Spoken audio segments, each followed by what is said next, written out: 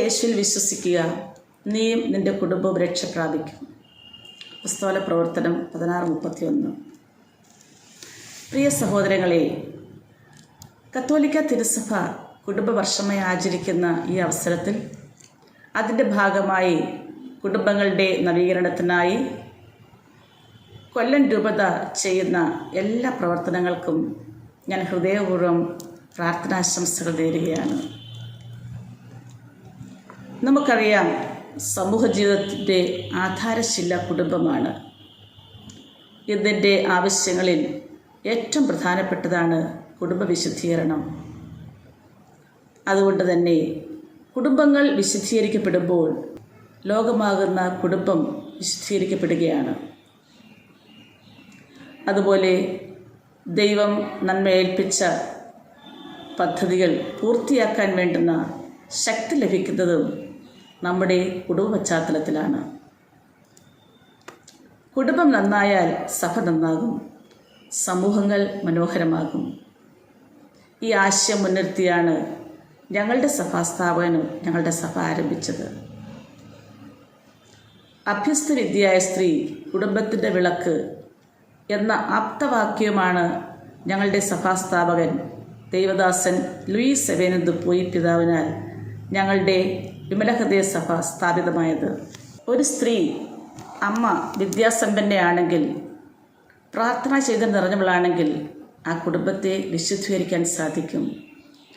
കുടുംബങ്ങൾ വിശുദ്ധീകരിക്കപ്പെടുമ്പോൾ സമൂഹങ്ങൾ വിശുദ്ധീകരിക്കപ്പെടും. സമൂഹങ്ങൾ വിശുദ്ധീകരിക്കപ്പെടുമ്പോൾ ലോകം തന്നെ വിശുദ്ധീകരിക്കപ്പെടും. പ്രിയ സഹോദരങ്ങളെ, കുടുംബ ഭദ്രതയും കുടുംബ നവീകരണത്തെയും കുറിച്ച് ധ്യാനിക്കുകയും ചിന്തിക്കുകയും ചെയ്യുന്ന ഈ അവസരത്തിൽ നാം പ്രത്യേകം ശ്രദ്ധിക്കേണ്ട ഒരു കാര്യമുണ്ട്. കുടുംബ ബന്ധങ്ങളിൽ വെല്ലുവിളികൾ നേരിട്ടുകൊണ്ടിരിക്കുന്ന ഈ കാലത്ത് നമ്മുടെ കുഞ്ഞുങ്ങൾ സോഷ്യൽ മീഡിയയുടെ അതിപ്രസരത്തിൻ്റെ സ്വാധീനത്തിൽപ്പെടാതിരിക്കാൻ നാം ഓരോരുത്തരും പ്രത്യേകം ശ്രദ്ധിക്കണം. നമ്മുടെ കുടുംബങ്ങൾ വിശുദ്ധീകരിക്കപ്പെടണം. നമ്മുടെ കുടുംബങ്ങൾ വിശുദ്ധീകരിക്കപ്പെടുവാൻ പരിശുദ്ധാത്മാവിൻ്റെ സഹായം ആവശ്യമാണ്. നമ്മുടെ കുടുംബങ്ങൾ വിശുദ്ധീകരിക്കപ്പെടണമെങ്കിൽ അത് ദൈവം പണിയണം. ദൈവം പണിയുമ്പോൾ നമ്മുടെ ഭവനങ്ങൾ ദേവാലയങ്ങളായി മാറും. മറ്റൊരു കാര്യം നിങ്ങളെ എനിക്ക് ഓർമ്മിപ്പിക്കാനുള്ളത്, കുടുംബങ്ങളിൽ കുടുംബ ബന്ധത്തിനാണ് പ്രാധാന്യം. അപ്പനും അമ്മയും മക്കളും ഒരുമിച്ച് ഒരുമയിൽ ജീവിക്കുമ്പോൾ അത് ദൈവം വസിക്കുന്ന ഇടമായി മാറും. മറ്റുള്ളവരെ സ്നേഹിക്കുവാനും ബഹുമാനിക്കുവാനും നാം ആദ്യം പഠിക്കേണ്ടത് കുടുംബത്തിൽ നിന്നാണ്. കരുതലിൻ്റെയും പങ്കുവയ്ക്കലിൻ്റെയും പാഠങ്ങൾ പഠിക്കാനുള്ള ആദ്യ പാഠശാല നമ്മുടെ ഭവനമാണ്. അതുപോലെ ദൈവം തരുന്ന മക്കളെ ദൈവസ്നേഹത്തിലും ദൈവഭയത്തിലും വളർത്തേണ്ടതാണെന്ന് ദൈവം നമ്മോട് ആവശ്യപ്പെടുകയാണ്. അവരെ ദൈവത്തിന് സ്വീകാര്യമായ വ്യക്തികളായി വളർത്തിയെടുക്കുക എന്നത് എങ്ങനെയെന്ന് ഓരോ അപ്പനും അമ്മയും മനസ്സിലാക്കിയിരിക്കണം. അപ്രകാരമുള്ള കുടുംബത്തിൽ നിന്നാണ് ദൈവാനുഗ്രഹമുള്ള മക്കൾ വളർന്നു വരുന്നത്. മക്കളെ മടിയിലിരുത്തി പ്രാർത്ഥിക്കുവാൻ പഠിപ്പിക്കുക, കയ്യിൽ പിടിച്ച് ദേവാലയത്തിൽ കൊണ്ടുപോവുക, ഒരുമിച്ചിരുന്ന് സന്ധ്യാപ്രാർത്ഥന ചൊല്ലുക. അങ്ങനെ കുടുംബങ്ങൾ ദൈവത്തിൻ്റെ ആശീർവാദമുള്ള കുടുംബങ്ങളാണെന്ന് മനസ്സിലാകും.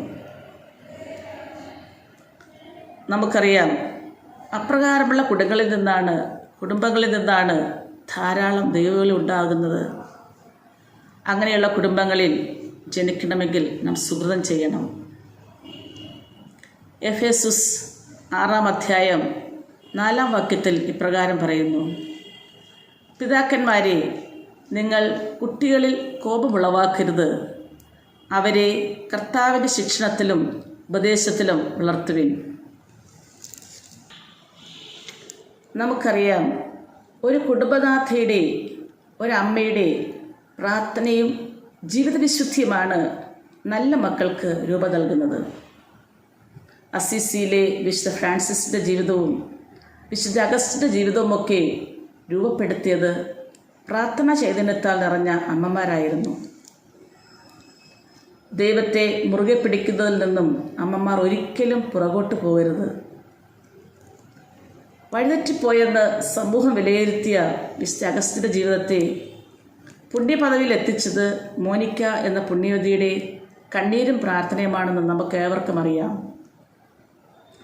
അതുപോലെ പ്രസവവേദന അടുത്തപ്പോൾ പരിശുദ്ധ മറിയത്തെ പോലെ കാലിത്തൊഴുത്തിലേക്ക് മാറി താമസിച്ച പീക്ക എന്ന നന്മ നിറഞ്ഞ അമ്മയാണ് പിൽക്കാലത്ത് രണ്ടാം ക്രിസ്തു എന്നറിയപ്പെട്ട വിശുദ്ധ ഫ്രാൻസിസിന് ജന്മം നൽകിയതും വളർത്തിയതും.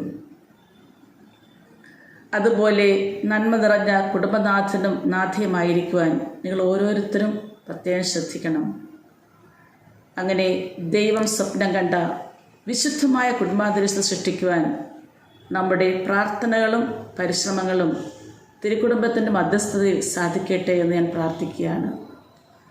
നമ്മുടെ മക്കൾ കുടുംബങ്ങളിൽ മാലാഖമാരെ പോലെ വിശുദ്ധിയിൽ വളരാൻ ഇടയാകട്ടെ എന്ന് ഞാൻ പ്രാർത്ഥിക്കുന്നു. നന്ദി.